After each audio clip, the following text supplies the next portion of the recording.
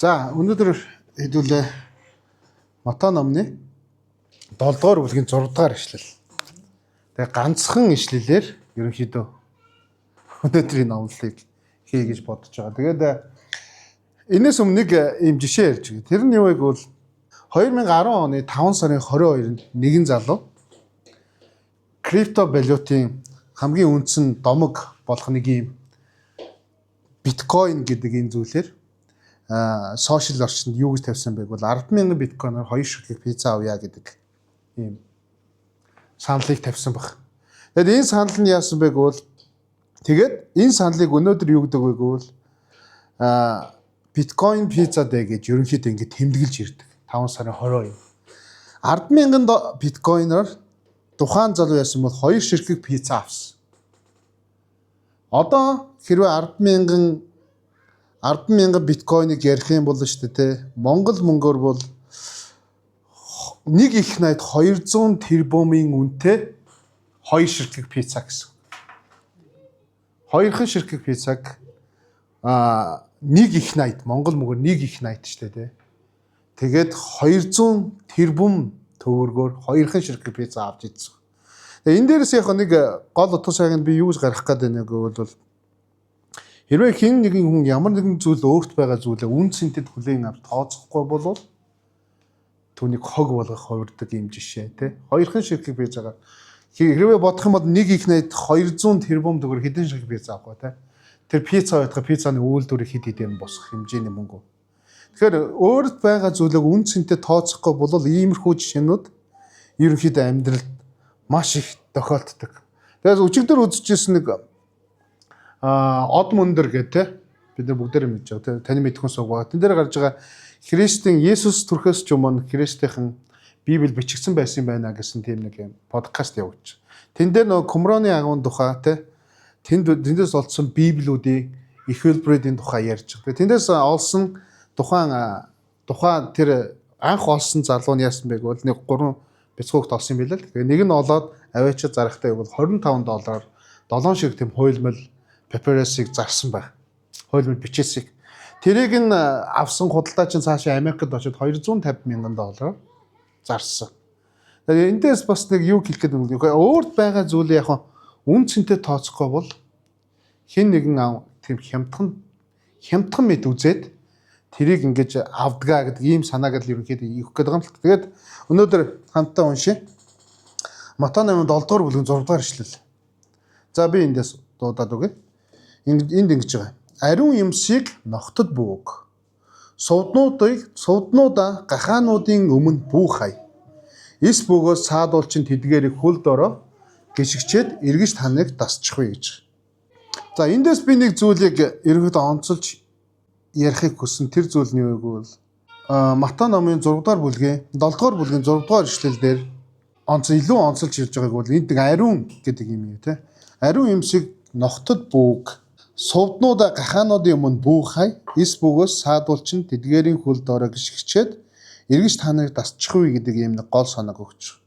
Тэгэд энд гарч байгаа хоёр амьтан нь болохоор нохоо, гахаа гэдэг ийм хоёр амьтныг илэрхийлж гаргаж ирж.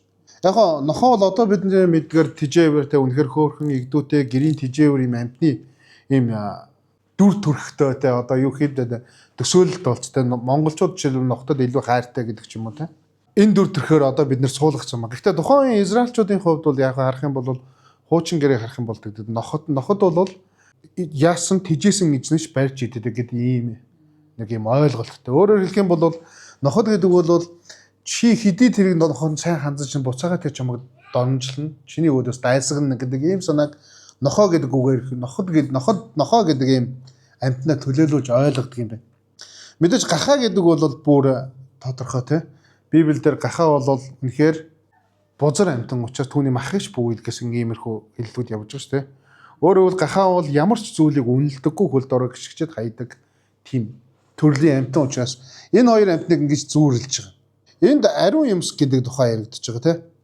Энд гарч байгаа ариун юмс гэдгийг яг олон хүмүүс хэлж байгаа. Яг чи өөрийн итгэж нандинж явдаг итгэлийн энэ Христ итгэлийг ерөнхийдөө догдолж үндсэндээ ингэ багцалж ойлгож байгаа гэдэг тухай Библийн судлаачид үзэж байгаа. Тэгээд зарим нэг судлаач нь энэ бол сайн мэдээ юм а гэж бурхны тухай ярих үг эсвэл энэ бурхны үг буюу Библи те бурхныг бид нэр тижээж байгаа. Авралын үнэн мэдлэгийг ингэж хинт ч хамаагүй ингэж дэлгэн тавих нь буцаа чамд асуудалд ордгоо гэдэг ийм санааг ерөнхийдөө гаргаж ирж байгаа. Тэгээ энд хэрэглэж байгаа нэг ийм үг байгаа. Совд гэж. Совд гэдэг нь юу юм? Яагаад энэ совдыг ингэж энд ийм их онцлсан бэ гэдэг дээр ийм нэг жишээ яригдчихэж байгаа юм. Тэр нь юу вэ гэвэл совд бол тухайн үед одоо үед биднэрт бол нэг тийм амар үн тэтгэл биш шүү дээ, тэ? Хамгийн үнэтэй идэл биш. Тухайн үеийн Израильчууд тэр ойролт орнуудын хувьд совд их үн цэнтэй байсан. Тухайн үед бол яг нөгөө тармил совд гэж байгааг. Одоо бол тармил совд маш их байгаа. Бид нар өөрсдөө далаад очиод юм хүмүүс тарьчдаг болсон. Тухайн үед тармил совд гэж байгаагүй. Тэгээ дээрэс нь тухайн үед шумбах хэрэгсэл гэж байгаагүй. Одоогийн шиг тэг хідэн цагаар далан ярол байх боломж нь хүмүүст байдгүй байж. Тэгээд тэр далан яролдор шумбах далан яролсоо тэр хисаа болоод хисаага нэгээ дотроос нь совд болно шүү дээ. Хэдэн мянган хисаа нээжэж голоос нь тийм үнэт гоё юу гарч ирд юм бэ. Хисаа совд гарч ирдэг.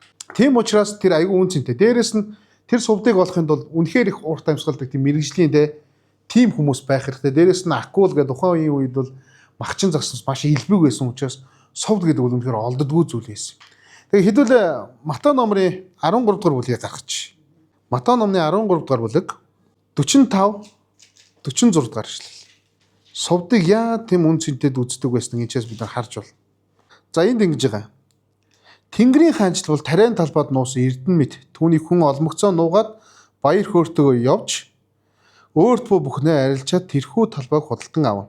Түүнш Тэнгэрийн хаанчлал бол сайн совд хайж буу 8-ачинтай адил юм. Тэрээр маш үнэтэй нэгэн совдыг олмогцоо явж өөрт бүхнээ арилжаад тэрхүү совдыг худалдан авна. Энд гарч байгаагаар бол юу гэж илэрхийлж байгаа вэ гэвэл нэг 8-ачин тухайн үеийн 8-ачин хэрвээ сайн совд олох юм бол бүх эд хөрөнгөө зараад тэг нэгэн ширхэг совдыг авах тухай яригдж байгаа. Энэ тухайн үеийн совд ямар үнцэнтэй байсан гэдэг тухай ерөнхийдөө зөвлөсөн шүү дээ. Тэгэхээр тухайн үеийн 8-ачин юу вэ? Юутай байж болох вэ? Жишээлбэл 8-ачин гэдэг бол ердөөс тухайн үеийнхээ асар хөрөнгөтэй хүмүүсийн нэг багхгүй. Бизнес хийдэг. Тухайн үеийн бизнес хийдэг хамгийн том нэгжтэй дээ 8 айн гэдэг бол. Тэгэхээр тэр бол маш их хөрөнгөтэй. Тэгэж барахгүй тухайн үеийн бас нэг өөр нэг хуйлмал бичээстэй юу гэж үздэг бол сайн совд хотын үнцэнтэй гэж. Өөрөөр хэлбэл үнэхээр гой хэлбэртэй гой совд байх бол бүхэл бүтэн хотыг худалдаж авч болдог байсан гэдэг тухай бүр өгүүлсэн байна. Тэгэхээр совд гэдэг зүйлтэй яагаад энэ ариун юмсыг юм совд гэдэг зүйлтэй яаж байгаа юм те энэ нэг дүүцүүлж ингэж яриад байгаа гэдэг нь энэчээс бид нар харагдаж байгаа. Ягаад бол энэ бол асар үн цэнтэй зүйл шүү гэдгийг л ойлгуулахыг хүсэж байгаа. Өөрөөр хэлбэл бол бидний итгэл бол те тэр бүхэл бүтэн хотыг цайнцыг худалдаж явахаар тийм үн цэнтэй зүйл гэдгийг ойлгуулахыг хүсэж байгаа гэж. Тэгээ нөгөө утгаараа бас энд бас нэг айгүй нэг гоё утга гарч ирж байгаа. Тэр нэг бол совд үнэт эрдэнэс. Гэхдээ энэ совд яадаг гэвэл ямар ч үед засвар орохгүйгээр үнэт эрдэнэс байдаг юм байна.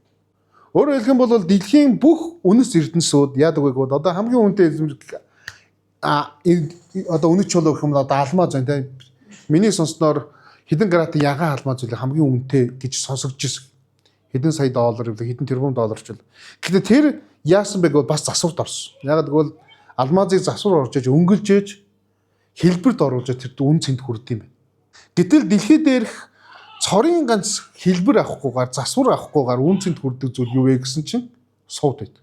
Өөрөөр хэлэх юм бол энэ утга санааг нэг эрдэмтэд юу гэж онцолж байгаа гэвэл хэрвээ Бурхны үг үн цэнтэй юм бол хэрвээ энэ совдоор ингэ төсөөлснийг нь яагаад ингэж бид нар ойлгож болохыг бол совд бол ганц ч хүний гараар олохгүйгээр байгаль дээр байсан олдсон хэлбэрээрээ дэлхийн хамгийн үнэтэй зүйл болдог бол Бурхны үг ямар ч хэлбэр зүсэр авахгүйгээр одоо нэг өнгө үзэж нэмэхгээр үг нэмэхгүйгээр хамгийн үн цэнтэйгээр дотроо хадгалах ёстой зүйл гэдгийг дүүцүүлэн ойлгохын тулд энэ жишээг авч байгаа юм гэж.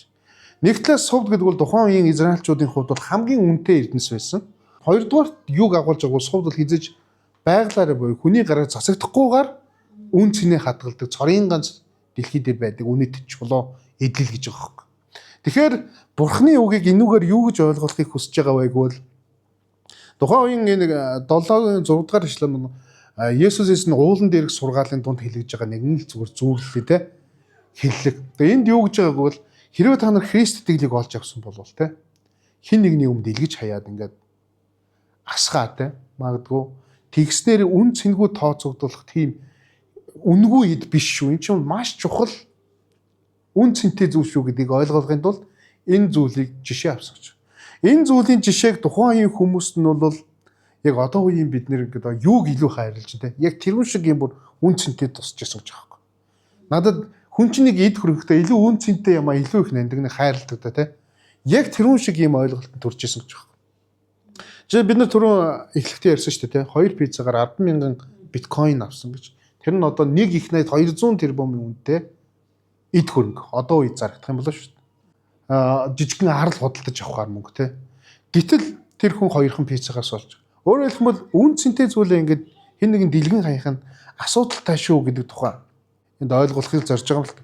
Яг хоо энд үндсэн утгаараа ариун юм гэдгийг бидний бол бурхны үг сайн мэдээ авралын үнэн буюу Христ итгэж байгаа бидний Христийг танд мэдж байгаа энэ мэдлэг түүний тухай ярьж байгаа энэ зүйлүүд бол үнэхээр үнцэнтэй юм шүү. Энэ сувч шиг те.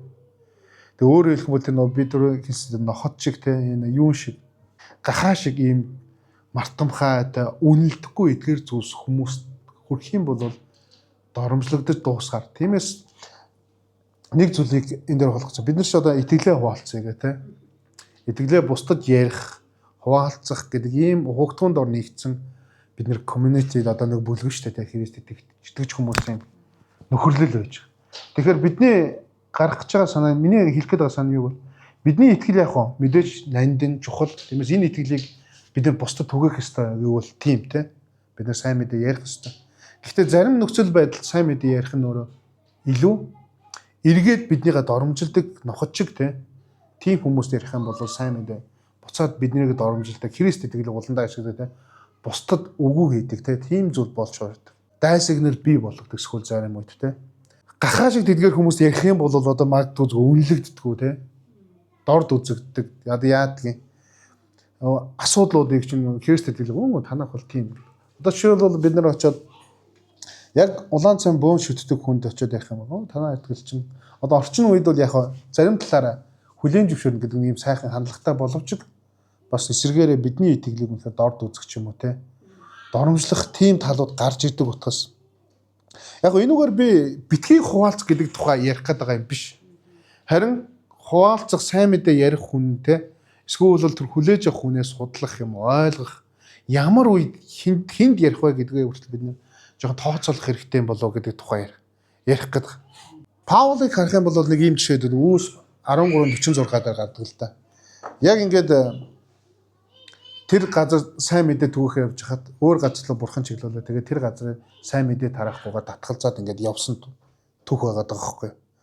Бас номлогчийн үгс 3:7 дээр юу гэж байдаг вэ гэвэл ярих цаг ба дуугүй байх цаг гэж байдаг юм шүү гэдэг тухай ярьж байна. Жишээлбэл миний амьдрал нэг ийм түүх байдаг. Одоо нэг арх угаад согтуу агсан согтуу тавиал те. Тэгэл би бол Христэд итгэж гаал те.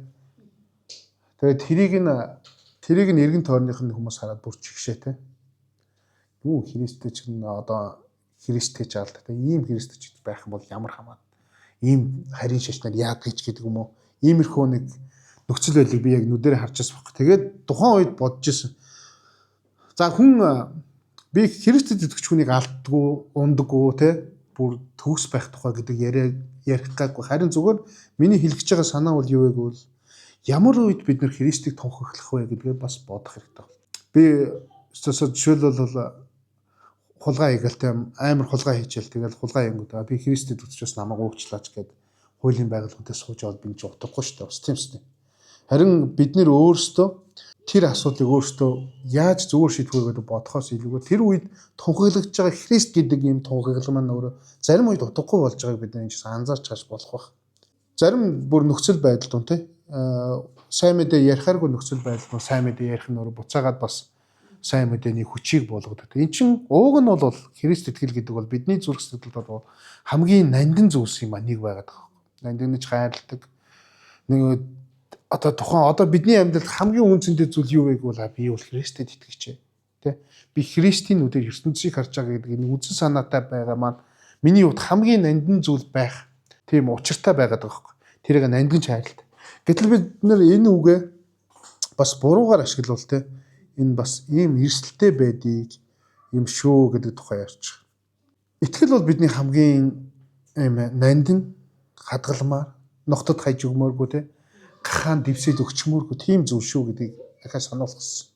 Тэгээд бид нар сайн мэдээ ярихдаа ч хаана ярих вэ, хэнд ярих вэ, хизээ ярих вэ те энэ бүгдийн зам бидний залбирал мэдээж Библиэлд байгаа цагаа олсон ч болоогүй ч эзний үгийг тунхаглах гэж те. Гэхдээ хариуцлага бид нэр нандинан хайрладаг юм хаасаагүй юу хайдгүй шүү дээ те. Тэгэхээр бид нар энэ нөхцөл байдлыг бас өөрсдөө тунгаан бодоод бас зөв цагийг бий болсон үед нь сайн мэдээг өөрөө итгэлийн өчлөө өргөдөг тийм хүмүүс байгаасаа гэж уриалах гэдэг. Совдыг бол зөв газар тавь гэж ерөнхийдөө сүлдэн дүгнэжлэх гэдэг байна. Ариун нандин зүйл зөв газарт байлга. Тэгвэл угаасаа зөв зүйл таригдана, ургагдана те. Есүсийн сургаал зүрлээ нэг удаа бас ингэж хэлсэн байдаг те. Бидний сайн мэдэх нэг ишлэл те. Тариачин үр тариа тарьдаг те. Цацдаг. Зарим замаар нь ундаг, зарим нь захаар нь ундаг те. Зарим нь яг сайн хөрсөндөө ураад 30 дахин үр жимстэй байлаа гэж ярьдаг. Бид нар бол Бурхны хаанчлалыг, Бурхны хайр дотор хайрлагдсан, таригдсан тэдгэр хүмүүс байгаа те. Бидний зүрх сэтгэл Бурхан хамгийн нандин үн цэнтэй те. Тэр сууд мэд үн цэнтэй Бурхны үнэнийг, Бурхны үгийг, сайн мэдээг, авралын тэр хаанчлалын эрх мэдлийг бидэнд өгчгөө те. Бид нар энийг нандинан хайрлаж бүх зүйлээс илүүгээр үн цэнтэй тооцож хүлээж авч бас бусдад түгээх учиртай. Хамгийн үн цэнтэй юм хамгийн хэцүү цаг гаргаж яад хамгийн хүртэх ёстой үнд нь үхлийг зоддог шүү дээ. Яг тийм л байгаасаа гэж юу хүсэж байна. Биднийг бас зарим үед алдаа энэ л одоо юу гэдэг те асуудал дунд ч гэсэн бид Бурхантайгаа хамт байдагч бид нэр Бурхны үгийг цаашаа түгээхдээ ч гэсэн асуудал дунд биш харин нэхэр зөв гаргал гатах зөв цагт нь бусдад ярьдаг, тунхагладаг, өөрийгөө гэрчилдэг байх нь чухал юм болов уу гэж ерхөө эндээс дүгнэгдэн харагдаж байгаа. Тэгэхээр нандин байна. Бурхны үг бол хитрхийн нандин зүйл.